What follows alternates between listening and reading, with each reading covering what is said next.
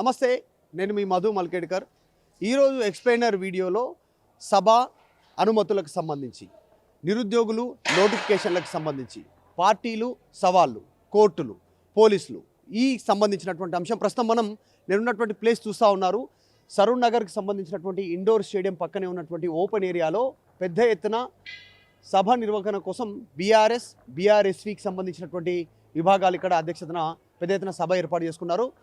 రేపు అంటే శనివారం రోజు ఉదయం 10 గంటలకు నిరుద్యోగ సభ అనేటువంటిది ఏర్పాటు చేసుకున్నారు. 16 రోజులవుతుంది, 17 రోజులవుతుంది, 18 రోజులవుతుంది పోలీసుల చుట్టూ తిరుగుతున్నాం. అనుమతుల కోసం అనుమతి ఇవ్వట్లేదు.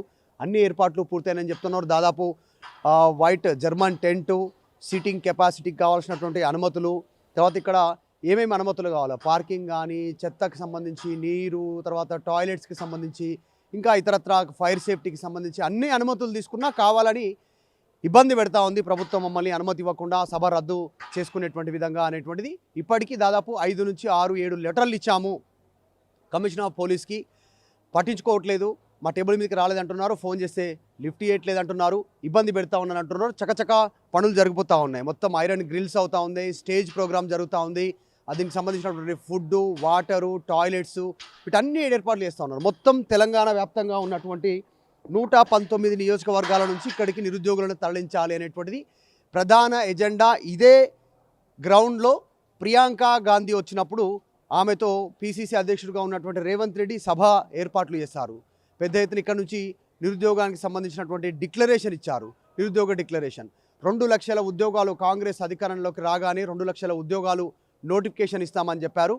సో అది ఇంప్లిమెంట్ చేయాలనేటువంటి ఒక ప్రధాన డిమాండ్తో బీఆర్ఎస్కి సంబంధించినటువంటి యువజన విభాగం బీఆర్ఎస్ పార్టీ ఈ కార్యక్రమాన్ని, ఈ సభను ఏర్పాట్లు చేసుకున్నటువంటి పరిస్థితి. అనుమతి మాత్రం ఇవ్వట్లేదు అనేటువంటిది మనం చూస్తూ ఉన్నాం. నా బ్యాక్గ్రౌండ్లో చూస్తూ ఉన్నారు. పెద్ద ఎత్తున సభకు సంబంధించిన ఏర్పాట్లు కొనసాగుతూ ఉన్నాయి. షామియానాలు, తర్వాత మ్యాట్స్, గ్రిల్స్ వీటానికి సంబంధించి గతంలో బీఆర్ఎస్ అధికారంలో ఉన్నప్పుడు ప్రియాంక గాంధీ, రాహుల్ గాంధీకి సంబంధించినటువంటి విషయంలో మేమే అనుమతి ఇచ్చాం, భద్రత ఇచ్చాం, అన్ని ఏర్పాట్లు ఓకే చేసాం.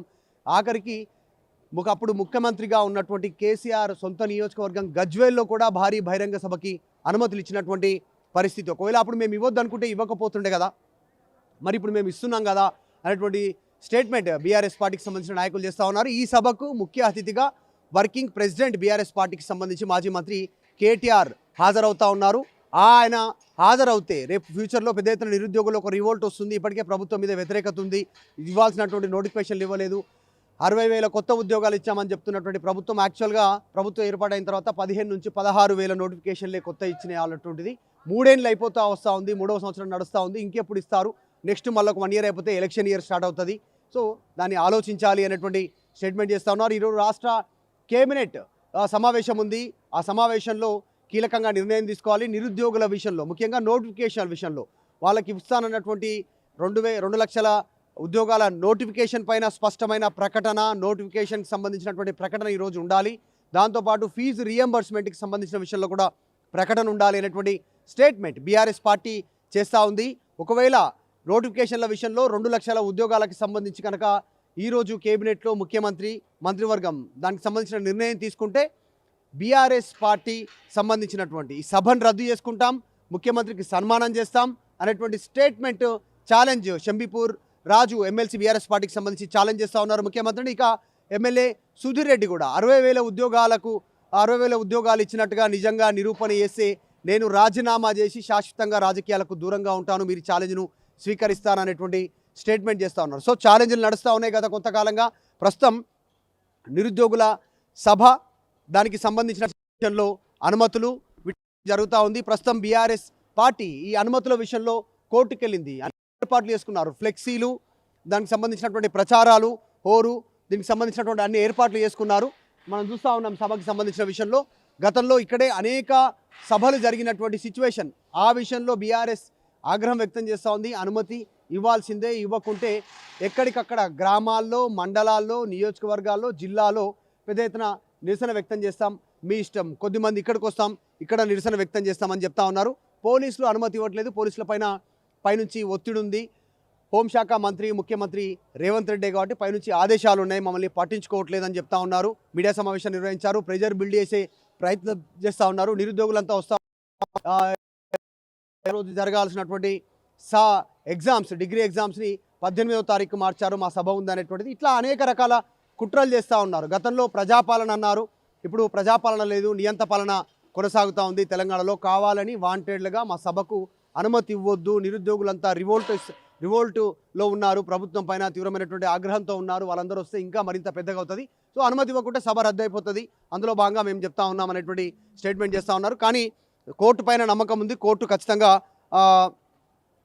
కోర్టు అనుమతిస్తుంది, ఖచ్చితంగా సభను నిర్వహించుకుంటామనేటువంటి ఒక స్టేట్మెంట్ని అయితే బీఆర్ఎస్ పార్టీకి సంబంధించిన నాయకులు షమీపూర్ రాజు, ఎమ్మెల్యే సుధీర్ రెడ్డి స్టేట్మెంట్ చేస్తూ ఉన్నారు. ఇది సభ దగ్గర ఉన్నటువంటి పరిస్థితి. నిజంగా రేపు ఉదయం 10 గంటలకు సభ ప్రారంభం కాబోతుందా, కోర్టు ఏం చెప్తా ఉంది, కోర్టుకు సంబంధించినటువంటి అనుమతి ఇస్తూ ఉత్తర్వులు వస్తాయా, ఇవ్వకపోతే బీఆర్ఎస్ నెక్స్ట్ స్టెప్ ఏంటి అనేటువంటిది చర్చ కొనసాగుతుంది. అన్నిటికంటే ముఖ్యంగా ఈరోజు కేబినెట్ సమావేశం ఉంది.